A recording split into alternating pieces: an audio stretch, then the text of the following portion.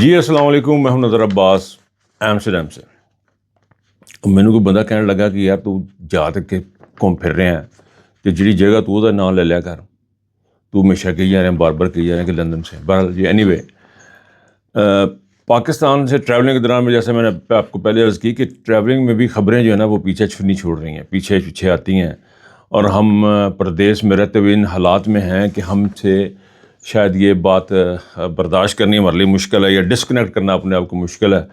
ارادہ یہ تھا کہ یہاں پہ میں چھٹیوں میں کچھ بھی نہیں دیکھوں گا اور اپنے آپ کو تھوڑا سا ریلیف کریں گے ذرا گھومنے پھرنے کے سلسلے میں، لیکن آپ سے جو تعلق بنا ہوا اس کو چھوڑنا میرے لیے ناممکن ہو گیا، میرے لیے مشکل ہو گیا کہ آپ سے بنا ہوا تعلق جو ہے نا وہ ختم کیا جاؤں یا اس میں کچھ گیپ ڈالوں۔ جتنا میں تسلسل اب کرنا چاہ رہا تھا کہ آپ تک خبریں بھی پہنچیں، باتیں بھی پہنچیں، اور عمران خان کا جو بیانیہ ہے جس کے اوپر انہوں نے قدغن لگائی ہوئی ہے وہ بھی آپ کے پاس پہنچے، دوسری سائڈ کی سٹوری بھی آپ لوگوں کے پاس پہنچے، تو اس میں لگے ہوئے مسلسل چیزیں آ رہی ہیں۔ میری ٹیم جو ہے وہ انہوں نے جو دوست ہیں وہ انہوں نے پیچھے جو کام کرتے ہیں انہوں نے مجھے کچھ چیزیں جو بھجوائی ہیں اور جو میری سامنے آئی ہیں، جو میں نے خود دیکھی ہیں، وہ بڑی ہی زیادہ ڈسٹربنگ ہے، بہت زیادہ ڈسٹربنگ ہے۔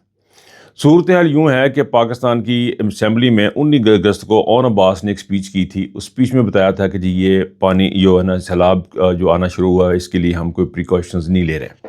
میں آج آپ کو باور کرا دیتا ہوں کہ 1 سپتمبر کے قریب یہ جو پانی ہے یہ ہمارے جنوبی پنجاب میں آئے گا۔ ڈیرہ غازی خان ڈویژن، ڈیرہ غازی خان ڈسٹرکٹ، لیا ڈسٹرکٹ، کوٹدو، مظفر گڑھ، راجن پور، رحیم یار خان، یہ ہمارے 6 اضلاع میں سیلاب آنا ہے۔ لیکن کیوں پریشانی کسی کو نہیں ہے؟ کیونکہ وزیر اعظم صاحب چائنا جا رہے ہیں 1 ہفتے 10 دن کے لیے، وزیر اعلیٰ صاحبہ جاپان چلے گئے، پتہ نہیں ان کو جاپان چائنا سے کیا محبت ہو گئی اچانک۔ اس کی وجہ یہ تھی کہ جو یہ ایک قسم کی وارننگ تھی اون عباس بپی کی جانب سے 19 اگست کو یہ وارننگ دی گئی تھی کہ آنے والے دنوں میں کچھ ایسے حالات بننے جا رہے ہیں کہ سیلاب جو ہے وہ پانی بہت زیادہ آئے گا۔ اب اچانک سے پہلے تو خبریں یہ آئی کہ لوگوں کے گھروں میں تھوڑا تھوڑا پانی آیا، پھر تھوڑا سا زیادہ آنا شروع ہوا، تو جیسا پانی آتا ہے، جیسا بارش ہوتا ہے اتنا پانی زیادہ آتا ہے، تو وہ والی بات بنی۔ اور ہوا یہ کہ خبر یہ آئی بیچ میں کہ 2,10,00,000 کیوسک پانی جو راوی میں داخل ہو رہا ہے، اور یہ انڈیا نے اپنے سارے جو ہے نا وہ جو بند ہے، کیا نا تھین ڈیم ہے، غالباً تھین یا تھین ڈیم ہے، I don't know how to pronounce it ہے، تھین یا تھین ڈیم کے تمام گیٹس کھول دیے۔ 2,10,000 کیوسک سم تھنگ 2 سے 10 لاکھ تک ہے جو کیوسک پانی یہ راوی میں داخل ہو رہا ہے۔ اب انڈیا کے ساتھ جو ہمارے تعلقات ہیں وہ پہلے یہ تھا کہ پانی بند ہو گیا، ہم نے ایک جنگ بھی لڑی، اس جنگ کے نتیجے میں ہمارے پاس ایک نئی شخصیت ہمارے پاس متعارف ہوئی، اس کا نام تھا فیلڈ مارشل۔ ایک نیا عہدہ، ایک شخصیت نہیں، ایک عہدہ دریافت ہوا پاکستان کو، ایک اور عہدہ نصیب ہوا، وہ تھا فیلڈ مارشل کا۔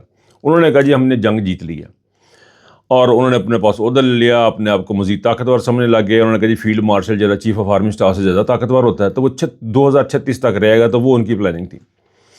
اب سوچنے والی بات یہ ہے کہ جب 19 اگست کو اون عباس نے یا کسی بھی شخص نے یہ وارننگ دی تھی اور آپ کو پتا تھا کہ بارشیں ہو رہی ہیں، تو آپ نے اس کا کیا سدجواب کیا؟ پھر کہانی یہ ہے جی کہ 2 سے 10 لاکھ کیوسک پانی راوی میں چھوڑ دیا انڈیا نے، سارے گیٹ کھول دیے انہوں نے اپنے تھین ڈیم کے، تو اس کا اثر ہونا تھا۔ اب اس کا جو اثر ہونا تھا اس کا سدجواب آپ نے پہلے سے کیا؟ آپ نے پچھلے 70 سالوں میں کون سے ایسے کام کیے تھے کہ جن کے لیے آپ آج یہ کہہ سکیں کہ ہم اپنے آپ کو محفوظ کر سکتے تھے؟ آپ نے کبھی بھی یہ کام نہیں کیا۔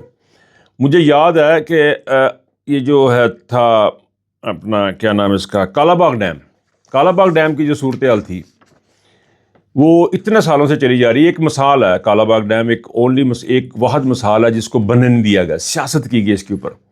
حالانکہ اس ڈیم سے بہت ساری زمین ہے، بہت سارا جو پیچھے سے پانی کا بہاؤ تیزی سے آتا ہے اس کا سدباب کیا جا سکتا تھا، لیکن ہم لوگوں نے اس کو سیاست کی نظر کر دیا۔ کبھی سندھیوں نے کہا جی کہ ہم نے نہیں بننا ہے، سندھو دیش والوں نے کہہ دیا جی ہم نے نہیں بننے دینا، لیکن کسی بندے نے یہ نہیں سوچا کہ اس ڈیم کے بننے سے ہمیں کیا فوائد ہوں گے۔ وہاں پہ زمینیں ہیں، وہاں پہ آبادیاں ہیں، وہاں پہ کچھ جو بھی انہوں نے بہانے بازیاں کی ہیں، اس کا انہوں نے ستیہ ناش کیا، یہ نہیں بنے تھے۔ اور پاکستان میں اور کتنے ڈیم تھے جو بن سکتے تھے جن کا انہوں نے، اور ابھی بہت سارے جو خان صاحب کے دور میں شروع ہوئے ان کو بھی انہوں نے بند کرنا شروع کیا ہوا تھا کہ ان کے اوپر بھی کام جو ہے وہ سلو ہوا ہے۔ اب سیلابی صورتحال کی یہ ہے جی کہ سیالکوٹ میں پانی ہے، اچھا، اور گجرانوالہ میں پانی ہے، ہر جگہ پانی پائے. بلکہ دربار صاحب کرتارپور کی جو ویڈیوز آئی ہیں وہ بھی بڑی ڈسٹربنگ ہیں.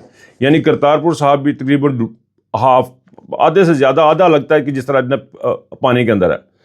سارے کا سارا کرتارپور جو ہے جو اب راہداری کھولی گئی تھی جو بین بنا وہ بھی سارے کا سارا پانی میں. اب اس وقت صورتحال یہ ہے کہ سارے کا سارا پاکستان پانی میں ہے اور پوری کی پوری اسٹیبلشمنٹ پوری کی پوری جو ڈیزاسٹر مینجمنٹ ہے وہ بھی, وابڈا بھی, سوئی گیس بھی, فوج بھی, پولیس بھی, سارے کے سارے اس کام میں لے کے جی عمران خان نو پھڑ دیو, عمران خان نو ختم کر دیو. اب یہ عمران خان مائنس کرنے کے چکر میں کسی طرف کسی کا کوئی دھیان نہیں, کسی کو فکر ہی نہیں کہ پاکستان میں کیا ہو رہا ہے کیا نہیں ہو رہا, کسی کو بھی بالکل. میں اس کا ذمہ دار وابڈا کو بھی ٹھہراؤں گا, میں اس کا اس ڈیزاسٹر کا ذمہ دار ہر اس محکمے کو ٹھہراؤں گا جو پاکستان میں کام کر رہا ہے. ان کے جو بڑے افسرانہ ڈی جیز ہیں, آئی جیز ہیں, جو بھی ان محکموں کے بڑے ہیں, ان کو نوٹ بنانے کی پڑی ہوئی ہے. وہ اپنے نوٹ بنانے کے چکر میں, اور پاکستان سارے کا سارا ڈوب رہا ہے. اور آپ دیکھ لیجئے گا, اس کو لکھ کے بھی رکھ لیجئے گا, یہ اگلے سال پھر یہی کچھ ہوگا, اگلے سال پھر یہی ہوگا, ہر 2 سال بعد یہی کچھ ہوتا ہے. اور پاکستان کے اسٹیبلشمنٹ جو کہ پاکستان کی چیزوں کی ذمہ دار سمجھی جا رہی ہے, وہ پاکستان میں انصاف کی قاتل ہے, وہ پاکستان کی معیشت کی قاتل ہے. پاکستان کی اسٹیبلشمنٹ پاکستان کے دریاؤں میں جو پانی کا تغیانی آ رہی ہے اس کا سدباب نہ کرنے کا بھی موجب یہی ہے. کیونکہ اگر یہ اتنے اچھے ہوتے, جو کہ عمران خان سمجھ رہا تھا ان کو کہ یہ بڑے اچھے ہیں اور میرے ساتھ مل کے کام کریں گے, لیکن انہوں نے ایسا کوئی کام نہیں کیا. انہوں نے صرف یہی کیا کہ پولیٹیکل انجینئرنگ کر لو, اس کو کاٹ دو, اس کو مار دو, اس کو لے آؤ, اس کو لے جاؤ. تو صورتحال جو ہے نا وہ بہت ہی گمبھیر, بہت ہی افسوسناک ہے.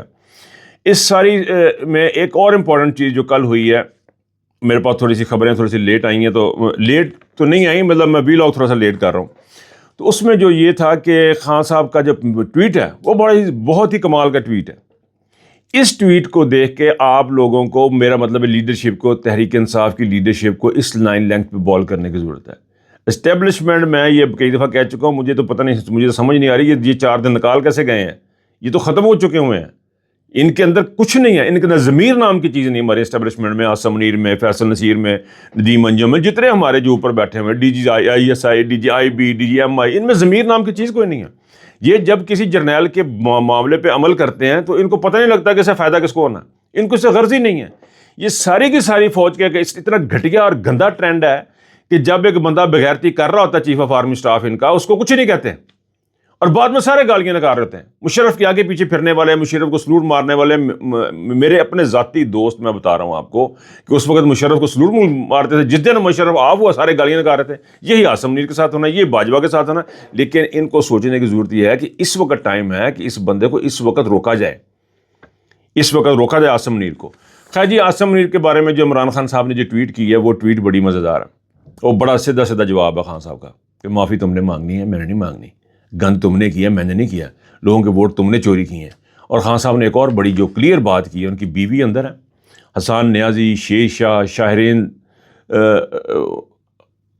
ان کا بھانجا بشرا بی بی, ساری فیملی ان کی جو ہے, انہوں نے کہا جی میں نہیں جھک رہا, میں کسی کے آگے سجدہ نہیں کر رہا, میرے آگے عاصم منیر خدا مت بنے کہ جو معافی مانگ لے وہ بچ جائے گا, وہ فیصل واڈا بن جائے گا, اور جو معافی نہیں مانگے گا وہ اندر جیل میں بیٹھے گا.